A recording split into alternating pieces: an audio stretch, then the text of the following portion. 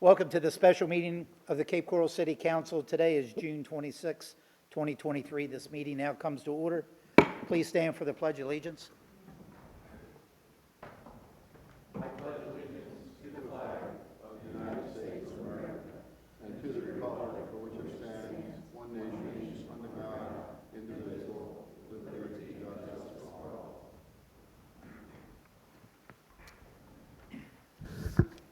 Madam City Clerk, please call the roll. Mayor Gunter. Here. Council members Cosden. Here. Cummings. Here. Hayden. Here. Long. Here. Shepherd. Here. Steinke. Here. Welsh. Here. All present.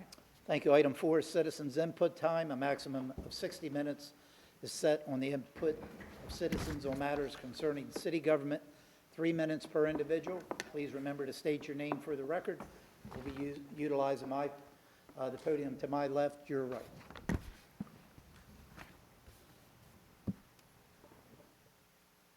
Anyone wishing to speak during citizens' input? Sir, did you want to speak during citizens' input? Okay. All right. With that being said, citizens' input is now closed. We'll move on to item 5, new business.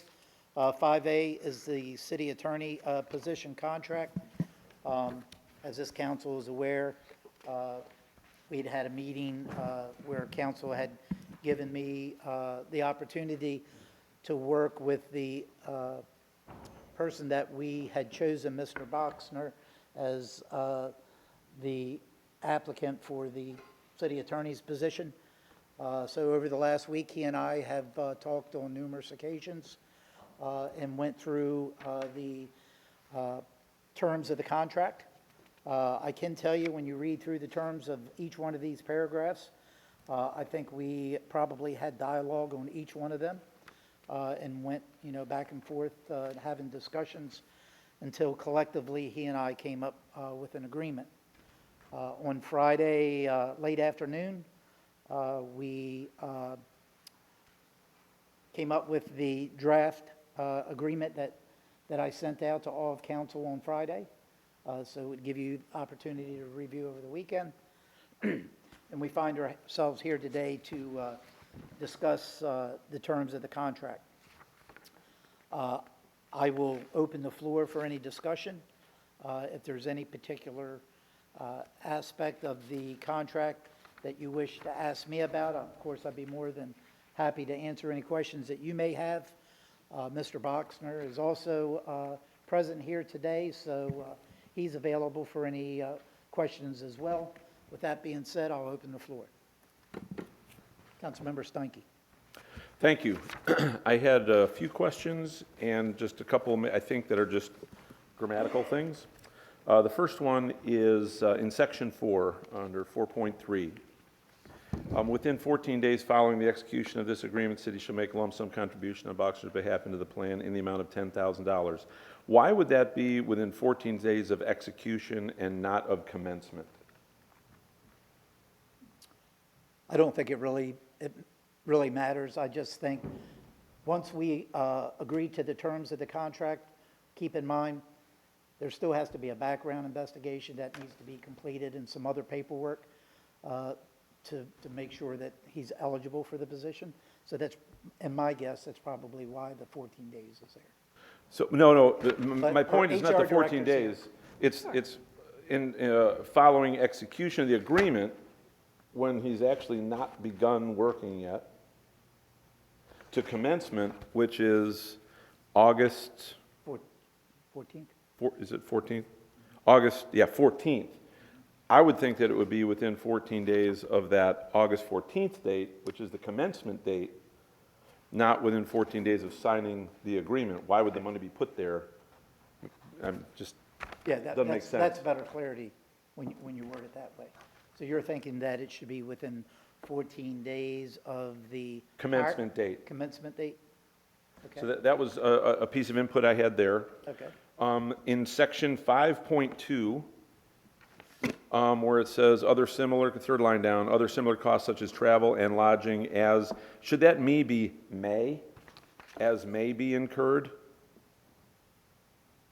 5.2? or I 5? I think it's a typo grammatical, I think that's supposed to be as may be incurred for development and advancement. It says me, not may.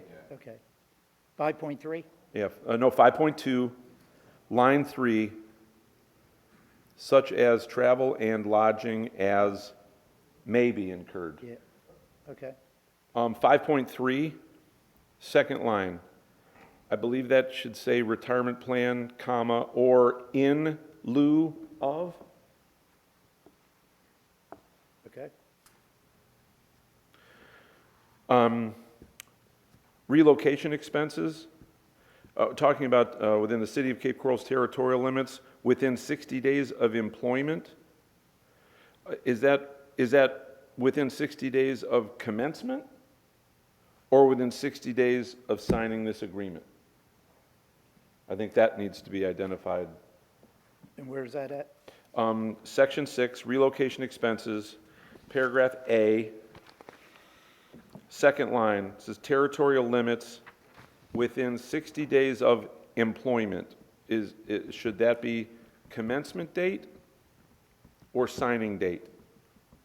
Lisa Senego, HR Director. I'm not quite sure which one you're referring to, but that would mean the same thing. If you're looking at that, employment date doesn't start till the date of employment. So signing a contract as of August 14 is the anticipated.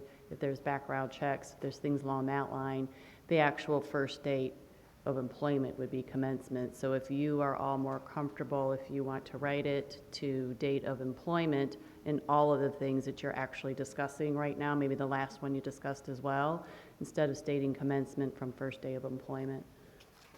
That could make it very clear for you if that's your intention. Okay, thank you. Lastly, next page under section 8, termination. About 5 lines down, it says the parties may consider, comma, on the commencement date or shortly thereafter. I believe that's meant to be on the anniversary of the commencement date.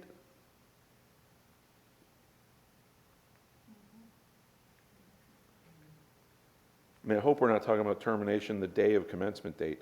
No. So I would think it's a year later. So if we inserted there where it says on the, and then inserted anniversary of Anniversary commence- of the commencement. of the commencement date.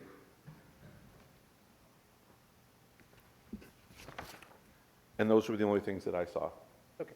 Thank you. Any other comments? Councilmember Cosden. Thank you, Mayor. Yeah, I'll just be real quick. I really like this. I looked straight at the salary, and then I compared it to the data that we got a couple weeks ago, I think, from the Human Resources Office, and it looks like it falls right in line with where it should be. So I was happy with that. Thank you. Councilmember Hayden. Yeah, I don't have any issues with the contract, the salary. The only thing that got my attention a little bit, Mr. Boxner has agreed to establish his primary residence in Lee County or Charlotte County. I would hope that I would prefer our attorney live in Cape Coral. I'm hoping, and I know there can be extenuating factors in that area, but I would hope that can happen. Thank you. Yeah, and just to, in the draft agreement that I had sent over to him, initially did say specifically that he had to reside in the city of Cape Coral. But then Mr. Boxner expressed concerns, because of housing, the cost of housing. So then that's when I went and said, okay, well, how about Lee County? And then he had asked maybe Charlotte County as well, because he may be looking out in the northern part of our city, but out in Charlotte County as well. So I did have that in there originally until he had some concerns with the cost of housing and availability. And I know you'll make a good faith effort to make that happen in the Cape. I've already started looking, but the pool is. Yeah, okay. Council, any other council members? So at some point, we will need a motion to approve the terms. You know, it sounds like a majority of the items that Councilmember Stinky had brought up was some wording. And I know that our HR department has some other paperwork and some other items that they have to do as well, so we could make those couple minor wording adjustments. I don't think it really changes the context of the contract. So at some point, we will need a motion for that. Councilmember Cummings. Thank you. Is there a timeline with the, trying to be in the area? Yeah, if you read through the draft contract, it said in there 60 days from the date that he started, so from his employment date, that he would have to reside. If you read the contract now, it says he has to reside in Lee or Collier County within that 60-day window. Okay, so I saw that. And I understand that with the housing and everything. Don't you feel he should be in Lee County, though, knowing that he's working with us in Lee County? Well, I'll give you an example, and this is what I thought of. I built several houses myself up in Burnstore Lakes, which is probably only 3 or 4, within 5 miles of our city line. But if I say Lee County, you can live in Benita. Got it. So would you rather him be, and I'm not saying that's where he's looking, but that's what I thought of when he asked me that. So, because I did say Lee County, but, and I even mentioned some houses up in the Burnstore Lakes area, which is a lot closer than Estero, Benita, Yeah, any yeah. of those areas. All right, thank you. Councilmember Long. Thank you, Mayor. Just 2 quick points I wanted to kind of get clarification on. Section 8, subsection A, it would start in line 4. I guess this question is for Brian. Regarding the event of termination without cause by the city council, and this is the part that I'm inquiring about, which shall include but not be limited to a request from city council that employee resigns. So those 2 things to me are sort of contradictory with regards to termination being pretty straightforward, and then following that up with shall include a request from council that the employee resigns. Is there any reason why that language would be in there? Not that I'm looking ahead to getting ready already, but that thing just jumped off the page considering current issues that we've been having. And could you reference where that is? Yeah, section 8, termination. I don't, one thing that's odd now that I'm talking about it is that there's no page numbers in this contract. 8A or 8B? Section 8A would begin with line 2, I guess. Second sentence, in the event of termination without cause by the city council, which shall include, but not be limited to, a request from city council that employee resigns. So why would we be requesting that they resign if we've taken the act of terminating them without cause?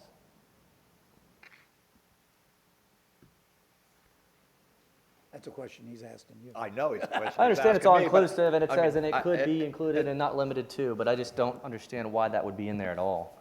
Creates more confusion. Well, I guess to me. there's other reasons you would want him to be not the city attorney without cause, but you're asking him to leave.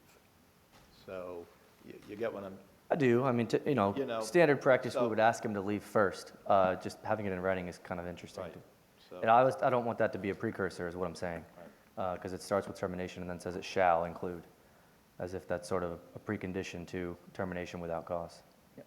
Does that make sense? Well, My line of thought, at least? It does make sense, but the way this is written right now, if council determines at a later date that you want him to resign and you ask him to resign, he will, Mr. Boxner will receive his severance pay. Okay? So that's basically what that means. I have input. Please, I will, I guess. I'm not gonna, Go ahead, The way I let read him it- finish. He just, Are you done? Well, if he had something to say about that particular yeah. issue, then. The way I read that was, if we terminate him without cause, he gets severance. Right.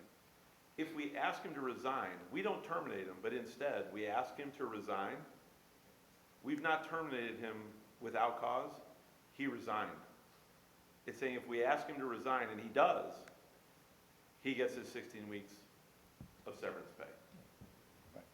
So those It was predicated by the sentence, "in the event of termination." And it would be including. That's the only reason why I brought it up. It just seems like every time we have a legal issue, it's never black and white, and it's always up to interpretation. And I'm trying to avoid those problems, but if that's the case here, then we'll continue forward, and we'll deal with that issue if and when it arises. Just making a point. Do you have a suggestion? I don't. I was hoping that I'd get a more definitive answer as to why it was in there. Really, I wasn't picking. I was just trying to. As you know, I was not part of the I know you weren't. I'm not negotiations, saying. and I'm glad I I know you wasn't didn't part write of the this yourself. negotiations, okay? I get it. I just wondered He's my boss. if there was an employment practice that I was unaware of that would require that information be in there. And just so you know, not that it's right or wrong, it was in our previous city attorney's contract. That's where a lot of the verbiage came for this contract. Okay. So it was in our previous city manager's contract. So not saying it's still accurate or right, but that's where I got that verbiage. Well, that's more concerning, actually. Yeah. If nobody else has an issue with it, then just let it pass. But I thought that was worth discussing, considering that this is usually the section of the contract that comes up the most in these situations, and I'd prefer that it be more clear than not. But if someone else reads it a different way, and we don't feel that it needs to be defined more clearly, then so be it. Thank you. All right. Any other comments? So I'll make a motion to approve the city attorney contract with any word changes, any word revisions that need to be made moving forward. Second. Any other discussion? Specifically the ones that council members Stanky brought up. Correct. Okay. All right. Seeing no other discussion, Madam City Clerk, please call the roll.